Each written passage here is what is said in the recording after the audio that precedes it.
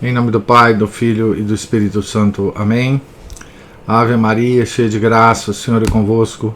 Bendita sois vós entre as mulheres, e bendito é o fruto do vosso ventre, Jesus. Santa Maria, Mãe de Deus, rogai por nós, pecadores, agora e na hora de nossa morte. Amém. São José, rogai por nós. São Felipe Neri, rogai por nós. Nossa Senhora de Fátima, rogai por nós. Em nome do Pai, do Filho e do Espírito Santo. Amém. Bom dia a todos. Nós estamos aqui na página 123 da biografia de São Francisco de Sales, escrita pelo padre Jacques Leclerc. Estamos aos pés de São Francisco de Sales, com as freirinhas, ouvindo suas conferências espirituais. Ele vai continuar falando do amor próprio aqui, né? Nossas irmãs amam muito sentirem-se amadas. E isso não é virtude sobrenatural. Abre aspas. O que dirá a superiora se eu lhe disser isto, isso ou aquilo? Caso eu lhe peça algum consolo, dirá ou pensará que sou um tanto tíbia. Mas se é verdade, por que não quereis que pense assim? Fecha aspas. Aqueles que estão tão preocupados com a opinião que se tem deles, efetivamente, não merecem uma boa opinião. Abre aspas. Mas quando lhe exponho alguma necessidade, fecha a cara, transparecendo seu desgosto. Ó Deus! Quanta infantilidade, queridas filhas! É preciso ser simples. Mas cometi uma falta contra a superiora, e por isso encho-me de apreensão de que ela me considere mal disposta. Vai que não me tenha em boa estima como antes. Fecha aspas. Reconheceis o Pai espiritual que se chama amor próprio? Abre aspas. O que dirá ou pensará nossa madre de mim por ter cometido essa falta? Depois disso não poderá esperar de mim nada de bom. Não conseguirei contentá-la em nada mais. Sei muito bem que Deus é bom e que não levará a minha infidelidade em consideração. Mas nossa madre, o que poderá dizer? Ó minha madre, não é de estranhar que nossas irmãs sejam tão apegadas ao apreço da superiora? Fecha aspas. Tudo isso não passa de vaidade feminina. Não é coisa para se preocupar. Abre aspas. Monsenhor, diziam-lhe, em Lyon há irmãs que se divertem tanto em reparar nas virtudes das superioras, que ficam sempre lhes louvando e aplaudindo. Será possível, dizia ele, que façam isso aqui? Sim, monsenhor, há 3 ou 4 que fazem isso habitualmente. Minha filha, não deveis consentir nisso. Quando as que são subordinadas percebem que a superiora é um pouco vaidosa e se comprazem em ser louvada e amada, elogiam-na, sobretudo, a fim de que recebam de volta o seu reconhecimento, e por nenhuma outra razão. Mas se veem que a superiora rechaça os louvores e faz má cara quando é aplaudida, não ficarei assim tão propensas a fazê-lo. Fecha aspas. A situação, no entanto, é quase inevitável, porque, abre aspas, onde se reúnem mulheres, acumulam-se também louvores e bajulações.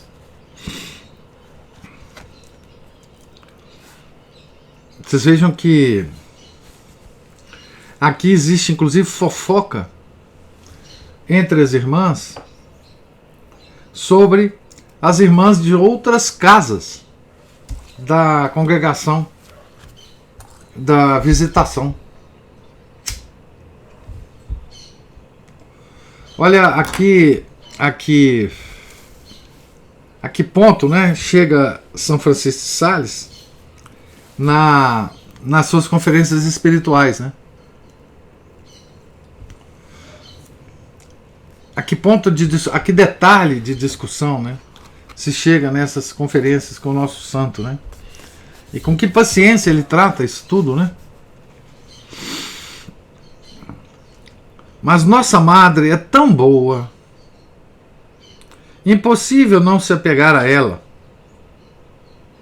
Assim, após sua remoção, porque na visitação as superioras são eleitas por apenas 3 anos, é difícil acostumar-se ao fato de ela não ser mais nossa madre, acarretando uma espécie de conflito entre as madres. Veja que coisa, que detalhe, né? Referindo-se à remoção de uma superiora, com a qual, abre aspas, as irmãs tinham ficado fortemente ligadas, não podendo assim acostumar-se a chamá-la de irmã, sendo sempre madre, ele responde de uma maneira bastante amável. O único que me ocorre é que a chamem de avó, caso queiram, palavras do santo, né? De qualquer forma, parece-me que essas irmãs não honram nem observam as regras e constituições. Fecha aspas para o nosso santo. Podemos notar que as observações um pouco mais fortes são geralmente dirigidas às irmãs de Lyon, a segunda casa da ordem, fundada em 1615. O convento de Annecy era, nessa época, levado pela inigualável Santa Joana de Chantal. Será que dessa vez nos parecerá, assim como às irmãs, que o bom Pai está sendo severo demais? Nossa Madre é tão boa. Será difícil, no entanto, perceber a que conduz essa atitude um tanto infantil? A essa superiora, que era tão amada, sucede outra, que talvez não tenha a doçura da primeira, ou o encanto das palavras, do tom de voz, ou do olhar que cativa. Surge a comparação, e nesse caso, comparar é criticar. Oh, mas nossa madre anterior era tão afetuosa. Como ela sabia fazer-nos caminhar junto ao bom Deus. Sente-se falta do antigo regime, e a obediência, coisa essencial nas casas religiosas, decai. Não que deixem de obedecer. Graças a Deus, as nossas irmãs, são muito fervorosas para chegar a esse ponto. O cerne do coração continua limpo, já ouvimos, mas é a poeira nos cantos. A obediência pode se ressentir sem que se deixe de obedecer. É o que o Monsenhor nos explica. Abre aspas. Obedecerei à superior atual, pois muito a estimo. Amanhã, quando tiver uma a quem estimarei menos, já não gostaria de lhe obedecer. Dizeis que renderão a mesma obediência a ambas. Mas a verdade é que as palavras de uma serão mais valorizadas que a da outra. E não será com a mesma satisfação que as levareis à prática. Fecha aspas.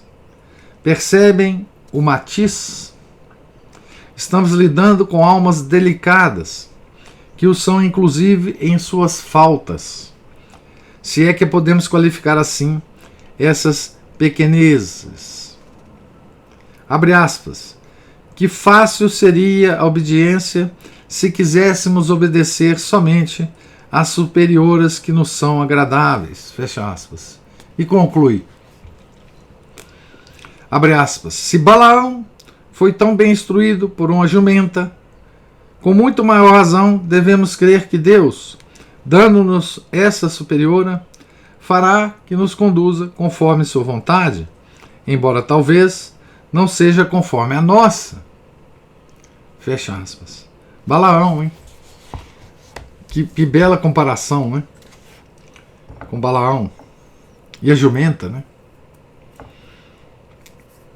Enfim, mesmo alongando-me, creio ter dado a ideia de conjunto.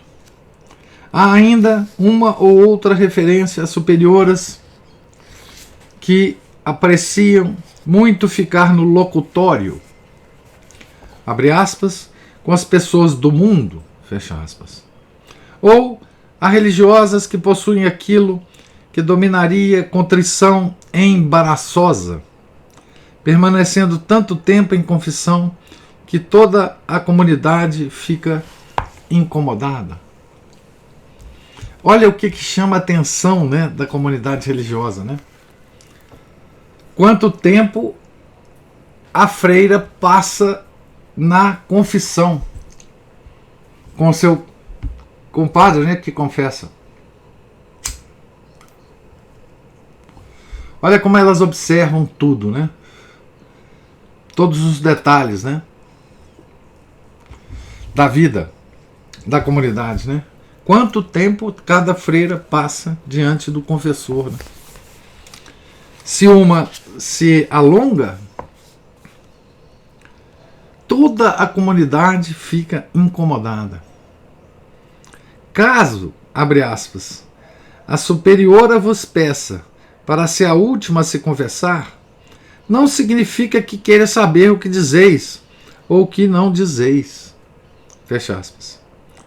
E ainda, algumas vão, abre aspas, ao confessor, dotadas de eloquentes discursos recheados de belas palavras.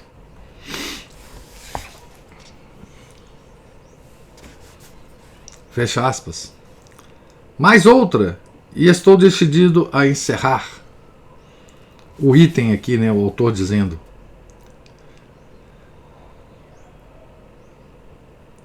mais outra que, abre aspas, pergunta se pode queixar-se com o superior ou com o confessor quando não se está satisfeita com a superiora.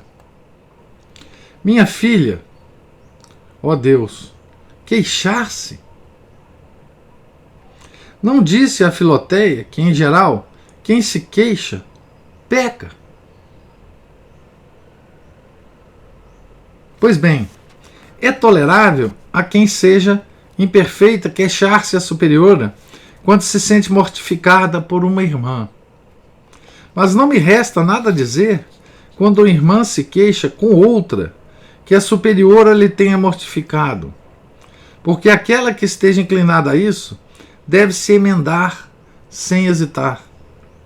Mas, sobretudo, queixar-se da superiora a quem não seja da comunidade, oh lástima, jamais se deve fazer. Isso seria muito grave. Então, olha o que o nosso santo diz aqui, né?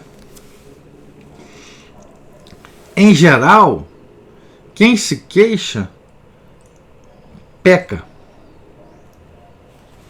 Isso vale para nós, né? Queixar-se é murmurar, né? Voltamos ao tema da murmuração, né? Queixar-se é murmurar, né? Não é... Quem queixa não está querendo resolver nenhum problema, né? Está querendo murmurar, né? Está querendo, digamos assim, aliviar aquilo que vai no coração dela com outra pessoa, né? Murmurar, reclamar, né? Reclamar. E não é um ato que tenha eficiência alguma, né?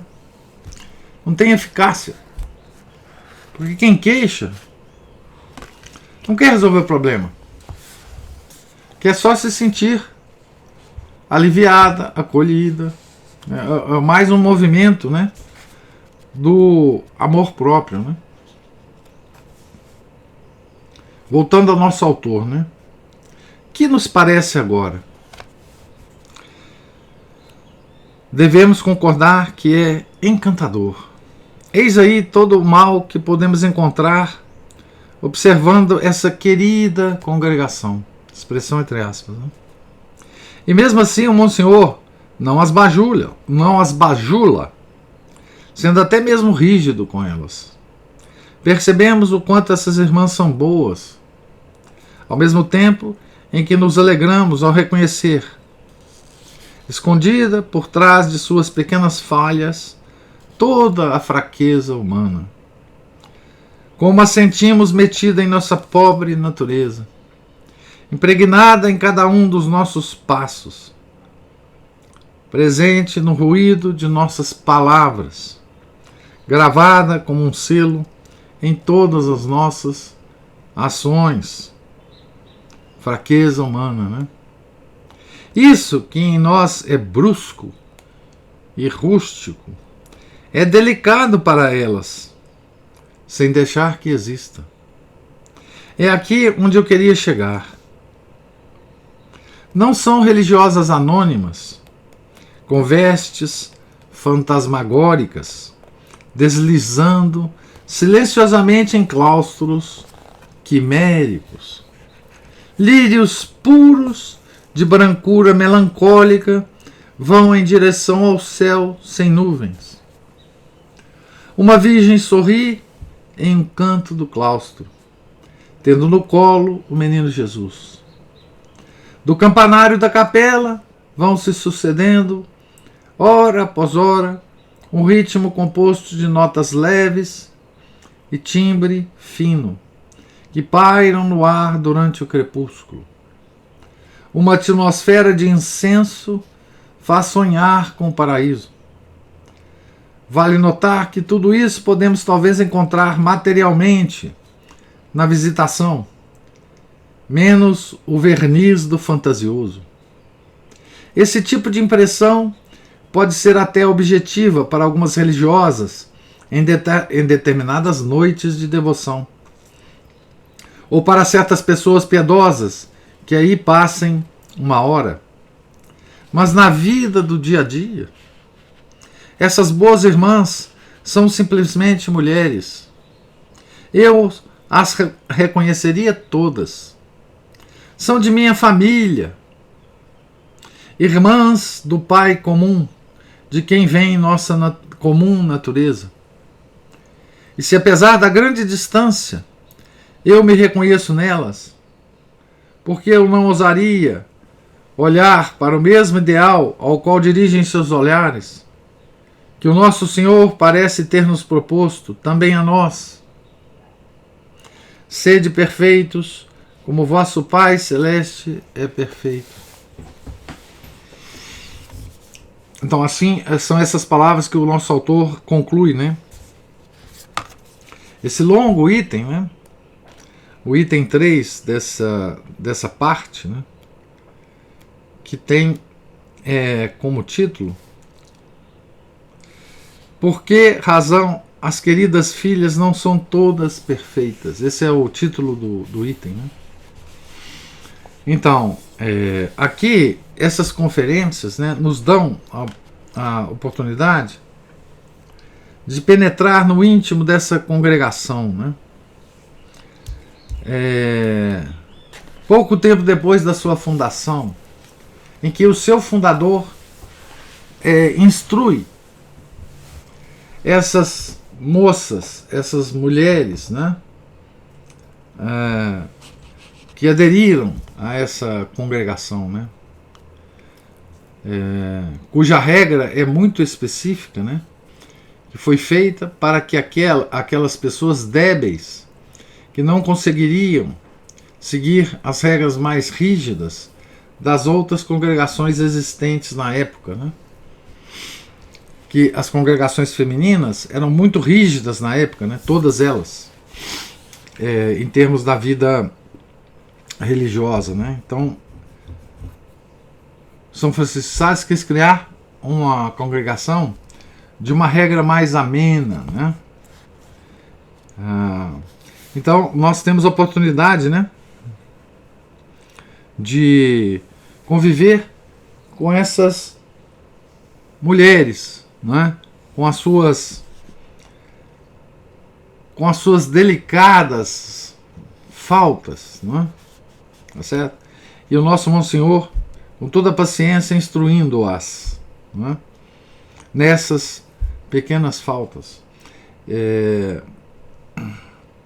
na vida religiosa, né?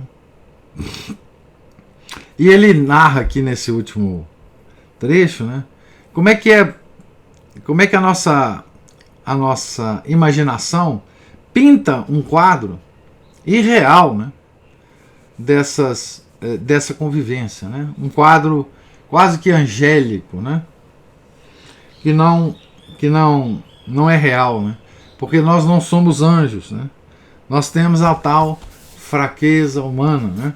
Que ele, o padre Jacques Leclerc, se sente muito inclinado a compartilhar com as freiras, né, a própria fraqueza humana, que é comum a nós, né? E aqui tem muita coisa que a gente pode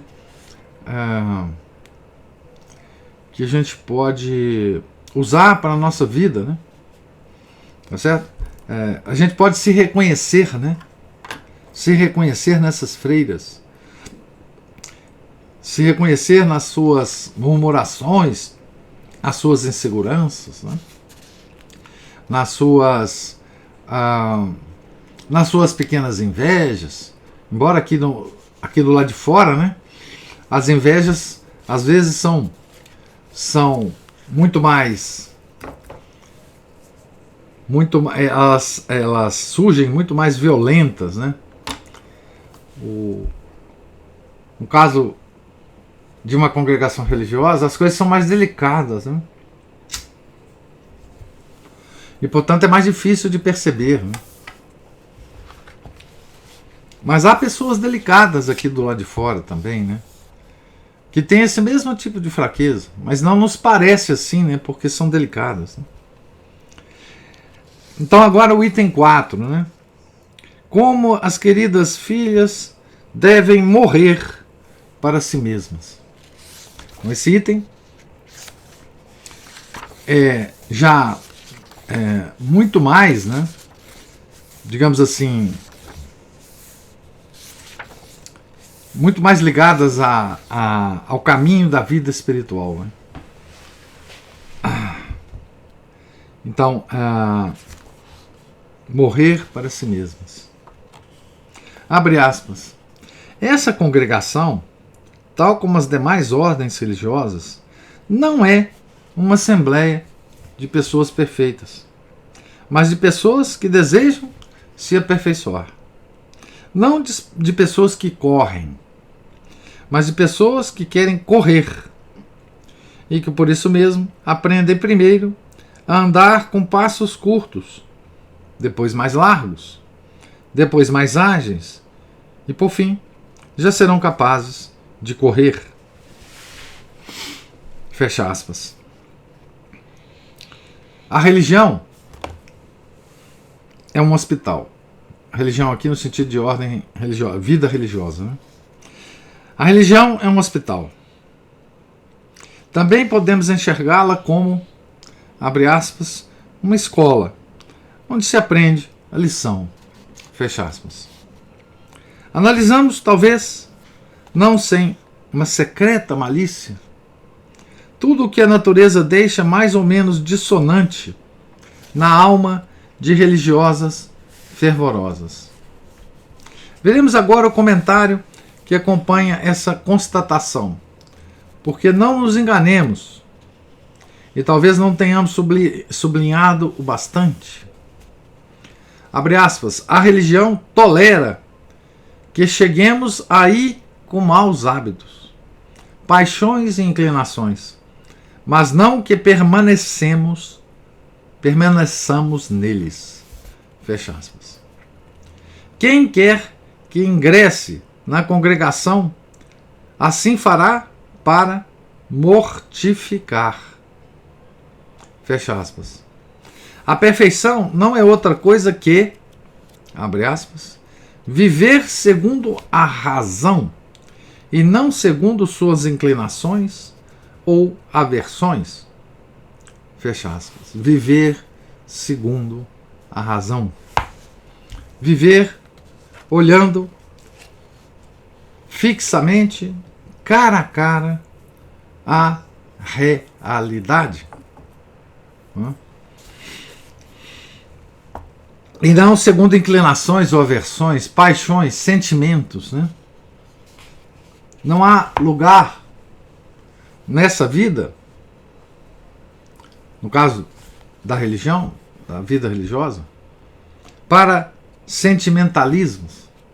Nossa, aliás, né, eu falo sempre, a nossa religião não é a religião do sentimentalismo. Né? Nunca foi. É curioso porque hoje em dia, como nós estamos invadidos pelo sentimentalismo protestante, né, dentro da nossa própria religião, né, aqui representada, esse sentimentalismo, né, hoje a gente pode dizer, sem errar muito, que esse sentimentalismo da nossa religião vem desse movimento protestante que invade a nossa religião, chamado renovação carismática. Né? Então esse é o representante. Hoje, em várias outras épocas, depois do surgimento do protestantismo, houve várias heresias que invadiram a igreja e que trouxeram, né, o sentimentalismo, né, tipo o jansenismo, né, nos séculos 17, 18, né? Não, nossa religião não é do sentimentalismo, é da razão. Parece algo tão simples quando se diz dessa maneira, mas é um grande empreendimento e nada fácil quando se atreve a olhar o que a prática comporta. Afinal, encarando nossa alma com sinceridade, podemos nos perguntar que papel desempenha a razão na nossa vida real. Isso aqui é o autor falando, hein? E quais são as motivações habituais de nossas ações? E teremos que resolver até as raízes do nosso ser, talhando, cortando, limpando, para operar essa transposição. Tão simples na teoria, de fazer sempre o que está bem segundo a verdade, e não somente o que nos agrada. Para saber o quanto esse empreendimento custa, é preciso abraçá-lo. E assim veremos que é longo e que exige muita paciência e coragem. Então a razão, ele está expressando de uma outra forma aqui, né? A nossa razão é o atributo superior da nossa alma, né? Que procura, que se adequa à verdade. Tá certo? Então, razão tem a ver com verdade. Coração, vontade, que é o outro atributo da alma, se adequa, procura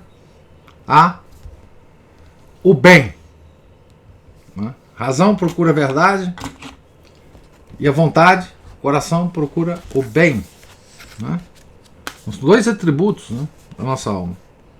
Então, viver segundo a razão, segundo a verdade, é procurar a verdade e não o que nos agrada. Que muitas vezes não tem nada a ver com o bem superior. Né? As filhas de São Francisco de Sales não serão essas pessoas que, abre aspas, gostariam de ser santas de um só golpe, sem querer enfrentar as dificuldades, porque, querendo ou não, temos de ter a coragem de sofrer todo o tempo de nossa vida, se não queremos arruinar a obra da perfeição inicialmente empreendida. Fecha aspas.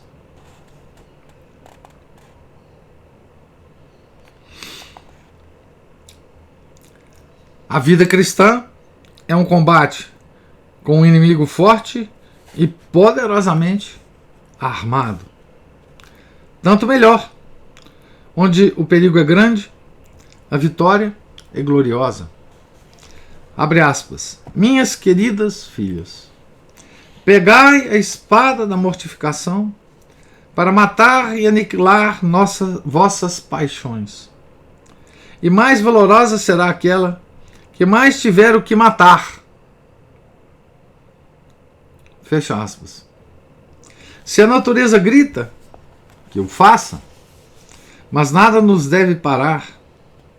E se as paixões fazem o coração se rebelar, abre aspas, deve-se torcê-lo como uma toalha para que retorne à razão, fecha aspas, para que a vontade se submeta à razão. Não é? Aqui nós temos que fazer o trabalho contrário ao pecado original, né? O pecado original faz com que uma das coisas que ele faz, né, faz com que nossa vontade se rebele contra a razão, né? Faz com que nós escolhemos bens desordenados, né? Faz com que a gente, por mais que a nossa razão se decida,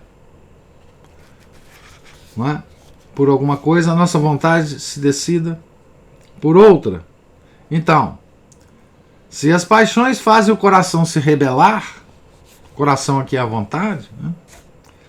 Palavras do santo, deve-se torcê-lo como a uma toalha, para que retorne à razão, para que retorne à obediência à razão, né? Tá certo?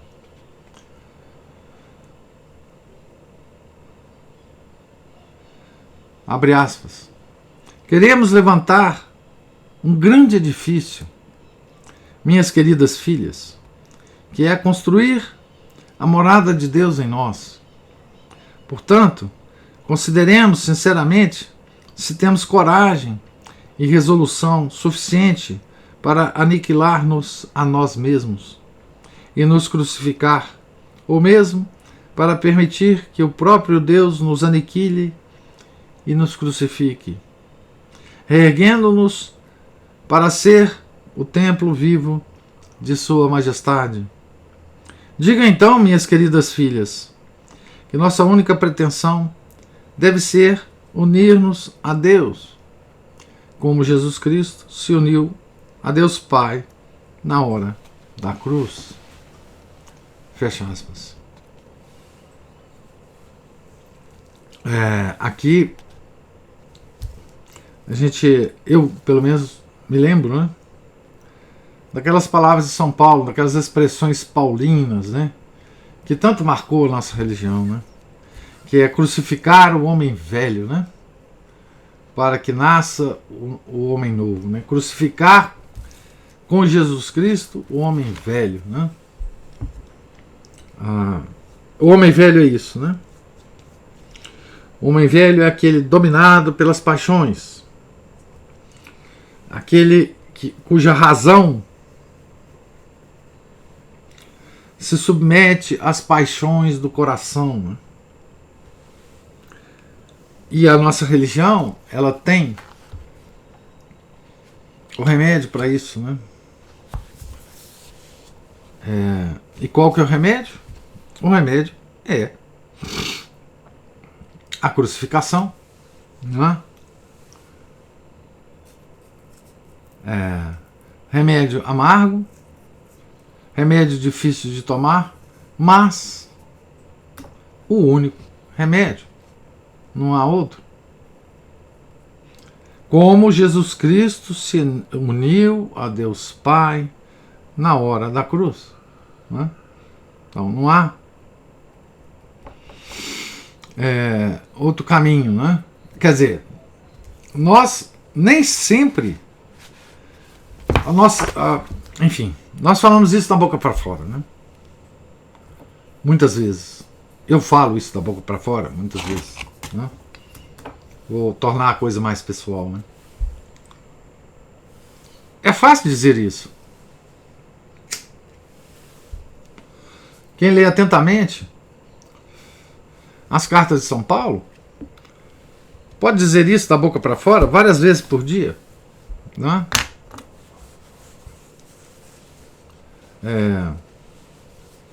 Temos que crucificar o velho homem, não é? Na cruz de Nosso Senhor. Agora, na nossa prática, nós esquecemos tão facilmente, né, esse tipo de remédio, né? E por isso, enfim, nós somos tão tíbios, né? Tão pouco espirituais, né? Enfim, eu vou terminar aqui a leitura na página 129, porque de novo nós estamos num item muito longo, né? Nós vamos parar algumas vezes aqui nesse item, né? Mas aqui, nesse item, não é? O nosso autor nos levará pelas mãos de São Francisco de Sales, né, ao caminho de mortificação de si mesmas, das irmãzinhas, né? E nós vamos ler e tentar tirar as nossas conclusões para nós, né? Toda a vida de santo, se não for lida assim, é apenas um ato de leitura superficial, né? Digamos assim.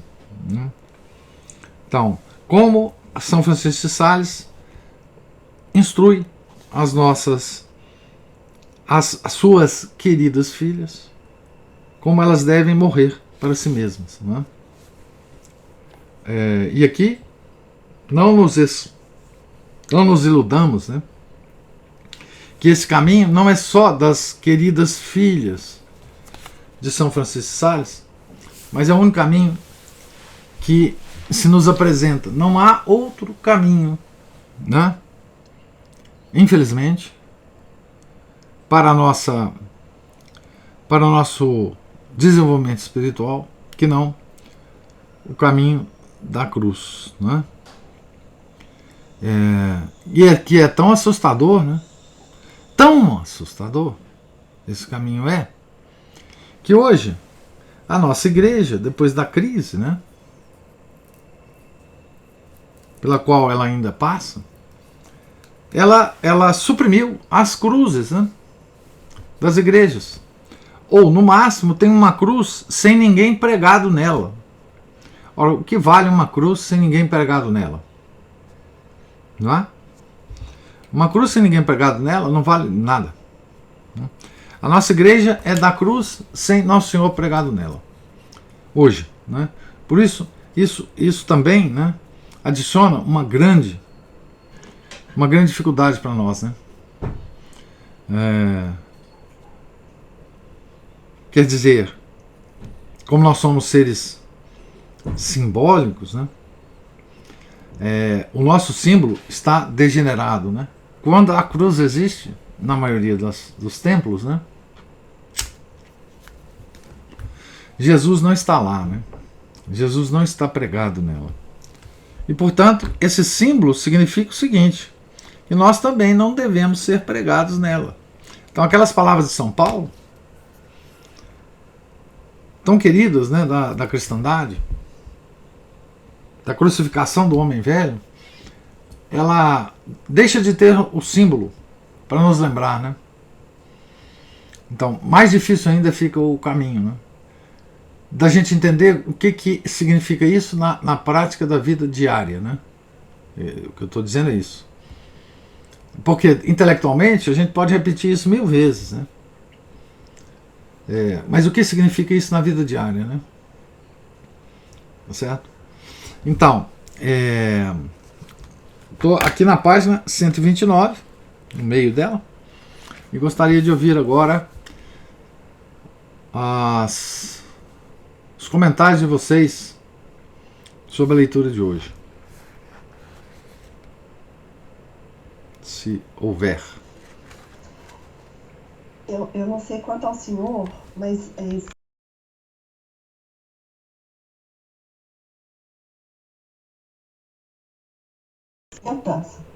Desculpe. Tá me ouvindo? Porque deu uma travada. Isso. Deu uma travada. Recomeça de novo aí. Tá. É que eu tô dizendo que essa leitura de hoje, ela alimenta a minha esperança. Porque essa forma desse autor de colocar as coisas, né? E a lógica, e usando aqui os textos de São Francisco de Sales, de colocar tudo numa realidade, né? Nessa visão que a gente tem cotidiana de como as coisas são mesmo, né? Das nossas mesquinharias e tudo, de trazer tudo para isso, de finca os nossos pés no chão. E aí,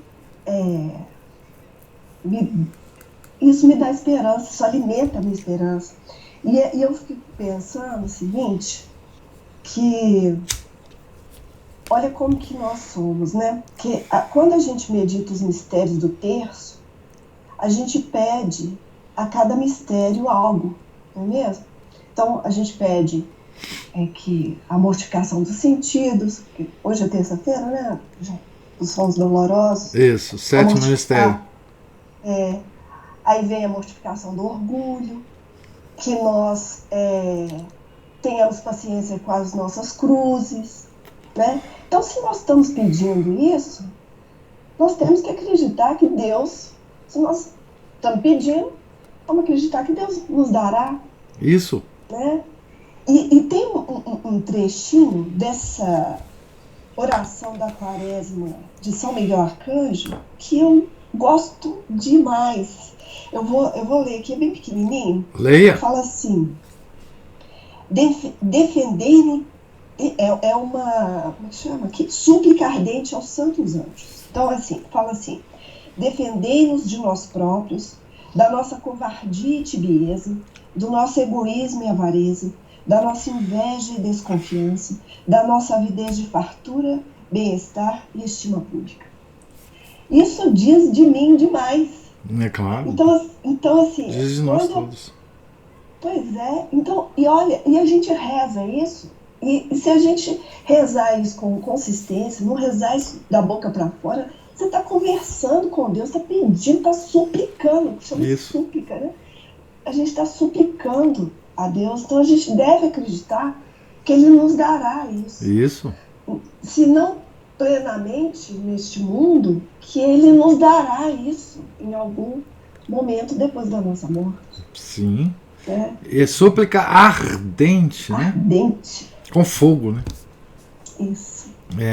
Então isso é só isso que eu queria dizer, porque eu sinto assim alimentar mesmo a minha esperança, a minha vontade, alimentar a minha vontade de querer servir mais a Deus. E que Ele vai, ele conhecendo as minhas dificuldades, inclusive de entendimento, Ele vai me ajudar a entender qual é o caminho que ele quer que eu siga. Que Ele escolheu para você. Para mim. Isso. Porque cada um tem as suas particularidades, né? Isso. Cada um de nós, ele vai usar dos meios próprios para esse nosso entendimento. Vai usar não só as habilidades que Ele nos deu, das facilidades de compreensão que Ele nos deu, mas também nunca nos esqueçamos disso, né? Das causas segundas. É curioso, né? Como isso é uma das coisas interessantes que vez por outra aparece, por exemplo, nas cartas de Santa Catarina de Sena, né? Ela tem uma carta específica com esse assunto, quer dizer, como que Deus atende às nossas orações, né? E como que a gente pode identificar que Ele está atendendo às nossas orações? Isso é uma coisa delicadíssima também, né? Porque esse é o perigo de rezar, né? Porque assim, Ele vai atender. Ele vai atender.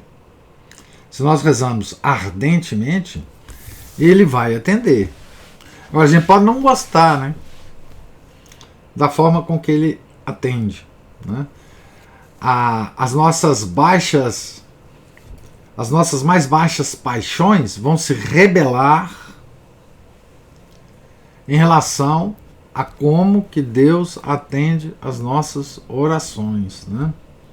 Então, quanto mais ardentes são elas, mais elas tocam o coração de Deus, e Ele vai atender. E esse colóquio, né, com Deus, Ele também vai nos falar, né? Ele vai nos falar, é um colóquio, né? Só que Deus nos fala através da realidade da nossa vida. E nós precisamos então ficar muito atentos à realidade da nossa vida. Analisar o que está acontecendo com ela, porque é nesse plano que Deus atende as nossas orações, né? Enquanto a gente está aqui, Ele atende as nossas orações no plano que a gente está, né? No plano material, no plano das coisas materiais, no plano da natureza, né? No plano da relação entre a nossa alma e nosso corpo, e nós somos seres compostos, né? Então, muitas vezes a gente pensa que Deus não está atendendo as nossas orações. Santa Catarina, ela enfatiza muito isso, né? Porque nós só estamos querendo observar, né, coisas espirituais, coisas muito elevadas, né? Então Deus faz o atendimento às nossas orações conforme o nosso caminho particular, né? É o que você mesmo disse, né? E Deus atende a nós particularmente, né? Particularmente, quer dizer, conforme a nossa natureza, que Ele conhece bem porque Ele a criou, né? Conforme as habilidades que Ele deu para nós, conforme os bens materiais que Ele deu para nós, conforme as relações familiares que Ele deu para nós, conforme as relações com o nosso próximo que Ele deu para nós, né? Então Ele vai usar tudo que Ele nos deu para atender as nossas orações, né? E isso é uma coisa misteriosa, né? Esse colóquio que Deus tem com a gente é uma coisa misteriosíssima, não é? Misteriosíssima. E que nós temos que, enfim, observar bem na nossa vida, né? Como que as coisas se movimentam na nossa vida, né? Como que as pessoas se aproximam da gente. Como a gente toca as pessoas, como as pessoas nos tocam, né? Como as circunstâncias da nossa vida mudam, para o bem ou para o mal, como os incidentes das nossas vidas acontecem, como os acidentes acontecem, como as doenças acontecem, como as tragédias acontecem, né? Enfim, tudo isso, né? Como o nosso comportamento vai mudando, né? Tudo isso são coisas que Deus está nos dando particularmente, intimamente a nós, não aos outros. Aos outros Ele dá outras coisas, né? Conforme os desígnios dele, né? Então, isso é uma das coisas mais misteriosas, né? Esse colóquio é permanente, né?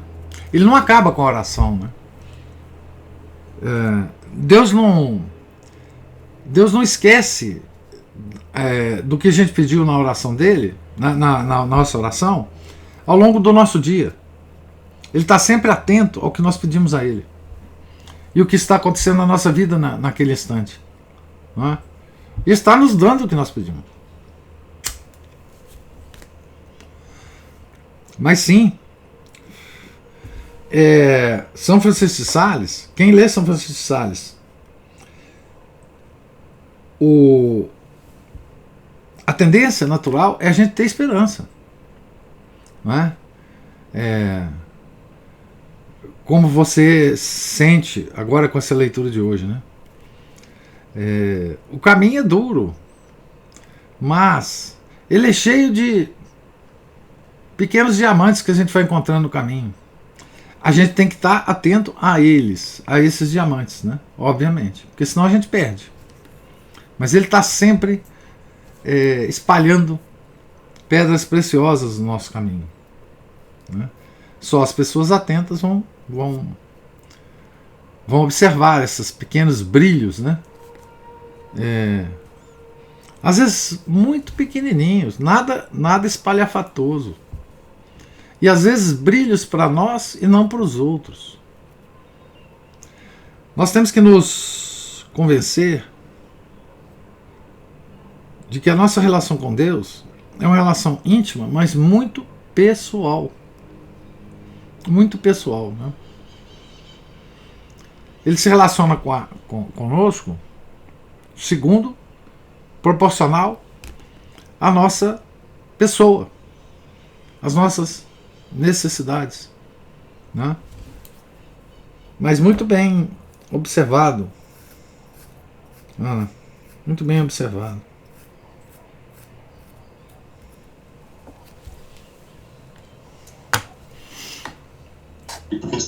Diga, Márcio. Vamos lá. O que você vai aprontar hoje, Márcio? O que você vai aprontar hoje? Né, tava faltando, né? O senhor falou uma coisa muito interessante agora sobre a questão de estar atento, né? E eu sempre bato também nessa tecla que a gente tem que ficar atento mesmo. Muitas vezes a gente deixa escapar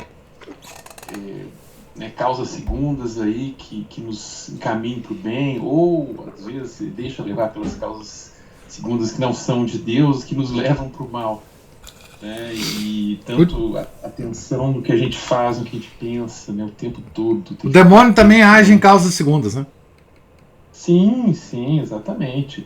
Né, o demônio também tem os seus enviados. Às vezes ouve uma pessoa falando uma besteira com a gente assim, gente, tá aí uma pessoa que foi dócil a sugestões diabólicas, né? Ou algum impulso, ou pelo mundanismo reinante, ou pelas fraquezas carnais dela, e a gente tem que pensar, assim, Deus me livre de ser um instrumento na mão do mal também, de fazer mal a outras pessoas, e a mim mesmo também, com isso. Então a gente tem que ficar realmente muito atento. As leituras são interessantes, que elas, de certa forma, elas fazem uma espécie de leitura espiritual, uma lexo divina praticamente, né? Tem sempre um ponto que chama a atenção da gente, e a gente se põe a ruminar sobre aquilo. Leu aqui, eu só anotei um cantinho para não esquecer, porque é tanta coisa interessante que a gente, se não anotar, perde. O senhor falou em não fazer o que agrada, não sei se foi um comentário do senhor ou se foi da própria leitura, mas se conclui da própria leitura também, né? O problema da vontade das pessoas, né, e da mortificação que a gente tem muito por aí. A gente pode observar e medir a própria vontade da gente. A gente percebe nos outros e começa a prestar atenção em si, se a gente tiver realmente essa boa vontade de melhorar, né? Como o senhor diz, é simples, mas não é fácil por ser simples, né? Muitas vezes a gente vê assim, a pessoa na hora de comer, isso eu não como, isso eu não aceito, isso eu não admito, isso eu não quero, eu tenho nojo disso, eu tenho nojo daquilo. Então ali a gente já vê como é que é a vontade da pessoa, né? Então, por exemplo, eu fui educado desde a infância, alimento não se escolhe, se agradece. Isso. Eles não estando enfeitiçado, intoxicado, envenenado, coma e agradeça e coma. Primeiro agradeça, depois coma. Então a gente pode ver nas nossas preferências, isso eu não gosto, eu não quero, mas aí você, mesmo não gostando, não querendo, você vai lá e come. Mesmo não gostando, não querendo, você vai lá e faz. Mesmo não gostando, não querendo, você cumpre, né, esse seu dever. né? E aquela questão de repente, de mortificação também, muitas vezes, de aceitar fazer aquilo que não agrada, e sem choro, sem murmuração, como o senhor falou. Isso. Né? Então a gente tem que começar a medir o próprio dia a dia da gente assim. Né? Porque assim a gente verifica essa boa vontade, né? E essa mortificação é exatamente como o senhor pôs aí, a crucificação do homem velho, antigo, né? O homem velho, né? As mãos são presas na madeira, né? Ou seja, a gente tem que disciplinar nossos atos, os pés, a gente tem que disciplinar os caminhos por onde a gente percorre, né? Os nossos hábitos. Coroado de espinhos, a gente tem que disciplinar os nossos pensamentos. As dores no corpo. Né? As dores no corpo, as cargas que a gente carrega. A gente tem que beber desse cálice amargo, né, sem murmurar, né? Ou seja, parar de...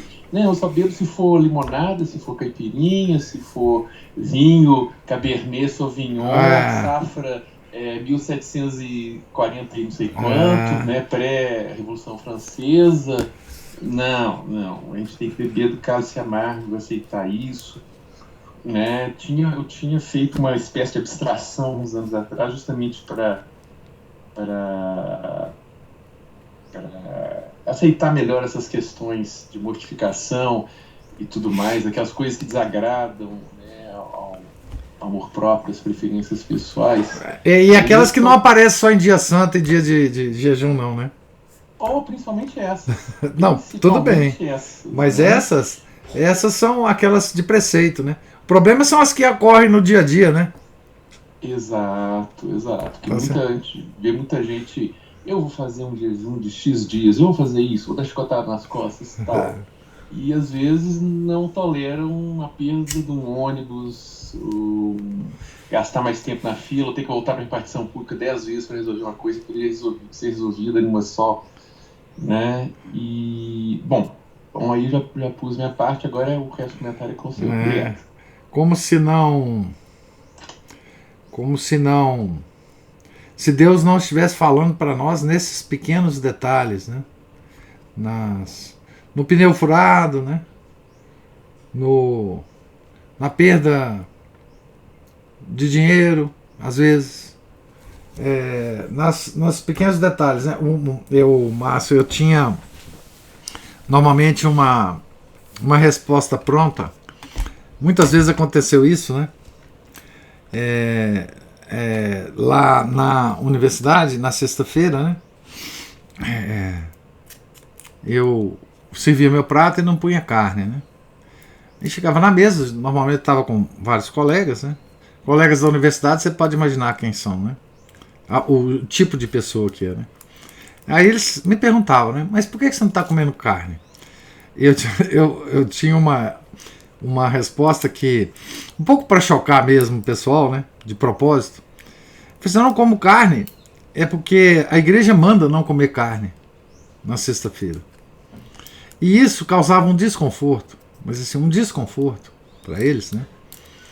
Para aqueles homens sofisticados da universidade, cientistas, né? Grandes publicadores de artigos, né?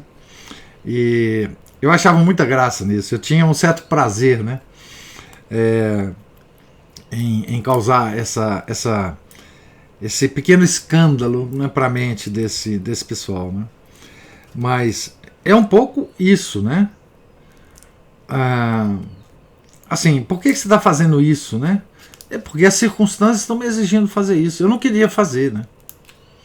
Eu não queria fazer.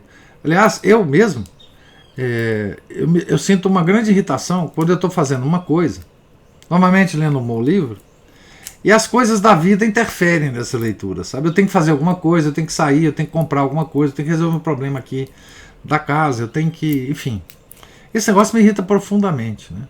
Mas são essas coisas, né? São as circunstâncias da vida, as causas segundas, né? Ou, às vezes, tratar com pessoas chatas, né? Com pessoas antipáticas, né? Receber na sua casa uma pessoa que vem te visitar, mas que é muito chata, muito... Os papos são todos muito atravessados, né? Tudo isso, né? Essa coisa de comer comida que não gosta, né? Que não agrada o seu paladar, né? Muitas vezes as pessoas usam isso, inclusive, nas épocas do ano litúrgico, né, de penitências. Muitas pessoas usam exatamente comer aqueles alimentos que não agradam ao paladar, né, como penitência. E é uma grande penitência, né, uma grande penitência. E agradecer, né, Márcio? Você falou uma coisa muito interessante, né? Comida não se recusa, se agradece, né? Então, são desses pequenos detalhes, né, que a gente vai mortificando a nossa vontade, né, que é a coisa mais difícil do que mortificar a nossa vontade, é mortificar o nosso intelecto, mas a nossa vontade é difícil demais de mortificar, né? Deixar de fazer aquilo que você gosta, né, por um motivo importante, né?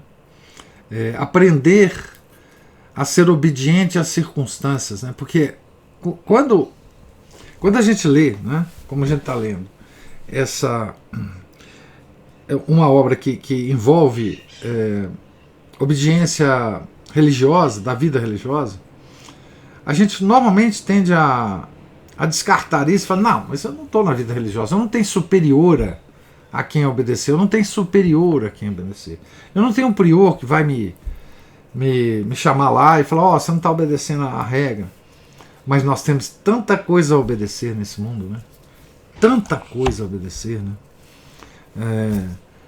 Obedecer às circunstâncias, né, da nossa vida, que aparecem na nossa frente, né? Que nós não podemos correr, falar não é conosco, né? E é aí que a gente exercita a obediência do leigo, a obediência do fiel leigo, que não é religioso. Mas Deus é tão bom que Ele não oferece essas obediências só para os religiosos, Ele oferece para nós também, né? Ele nos dá a oportunidade de mortificar a nossa vontade no nosso dia a dia, mesmo que a gente não seja um religioso, né? Isso é muito bom, né? Isso é muito bom, que Deus não nos esqueça, né? Não esqueça os leigos, né, da sua igreja, né? Então sim, é muito importante isso, né? Que a gente refine essas, digamos, regras espirituais elevadas para o nosso dia a dia, porque senão a regra fica sem valor para nós, né? Não, a regra é muito alta, eu sei que é só para as pessoas muito adiantadas na vida espiritual. Ninguém sabe a posição de cada um na vida espiritual. Só Deus sabe. E Ele oferece para nós, religiosos, leigos, todas as oportunidades para a gente viver esta vida que vai levar a Ele, né? Isso é que é importante a gente ter sempre em mente, né? Essa bondade que Deus tem para conosco, de nos oferecer essas pequenas oportunidades no cotidiano, para a gente se ligar a Ele, né? De forma efetiva, né? De forma real, né? Porque Deus é a suprema realidade, né? Pode falar, o Márcio. Bom, acréscimo aí, a questão da vontade, né? Aquela abstração, eu estava tentando lembrar o que eu usava, fez grande progresso depois por excesso de carga em cima de mim, né? Pode ser uma causa segura do capiroto ou não. Aquela coisa de toda vez que a coisa contraria a gente tem que, aquela frase que eu punho na minha cabeça assim, você tem que mais é que se livrar disso, porque isso não pertence a você, né? Se livrar do orgulho, dos maus hábitos, dos outros vícios, etc, né? Nós temos que passar na fresta ali do caminho estreito, não podemos passar muito cheio de carga, não, né? Outro dia eu fui passar no mato aí e ao invés de eu levar umas bolsas que às vezes eu penduro e agarro na perna, eu ia ficar muito largo e não ia poder passar no meio dos galhos. Então eu usei outro tipo de bagagem para poder passar no meio do caminho estreito assim, do matagal. É a mesma coisa, né? Ou seja, isso não pertence, você tem que mais ficar sempre mais agradecer a pessoa para te mostrar certos defeitos, né? E a questão da vontade é igual na crucificação, a mesma coisa. Se a sede, eu não sei se eu estaria certo falando, mas sendo a sede da vontade no coração, a última coisa que foi ferida ali na crucificação foi o coração do nosso Senhor com a lança, né? Ou seja, depois da pessoa morta, a vontade ela é realmente mortificada. Ou seja, primeiro a gente começa com pequenos atos, às vezes até de má vontade mesmo, a gente vai fazendo, mas vai se acostumando, vai vendo que aquilo não dói tanto assim, daqui a pouco toma gosto. A própria regra argentina fala, começa com temor e termina fazendo com amor, e usa também esses mesmos termos, né? A pessoa começa a dar passos titubeantes, e daqui a pouco ela corre, justamente como se diz lá, com o coração alargado no amor de Deus. Isso. Então, é isso, né, que a gente tem que fazer. Bela metáfora do andarilho pelos matos, né? Você tem que levar pouca coisa, né? Você tem que se livrar de muito peso, né? Para andar mais rápido no mato, né? Então, esse livrar de muita coisa, esse livrar da carga, muito provavelmente, a simplicidade que São Francisco de Sales sempre nos diz, né? Seja simples, né? Pratique a simplicidade. Não precisa de tanta coisa. Não precisa de tanto escrúpulo. Não precisa de tanto orgulho. Não precisa. Porque esses são os pesos, né, que a gente leva pela vida, né? Belíssima metáfora, Márcio. O Homem das Matas, né, não podia ter outra metáfora que não essa. Muito bom. Vou guardar isso, né? Por você passar pelas frestas, né, do mato, né? Você precisa de pouca coisa, né? Não pode ter muita coisa, senão vai agarrar, né?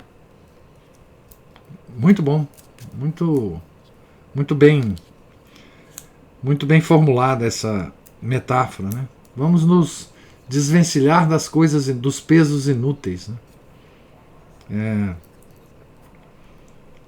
Muito bom. Vou guardar essa.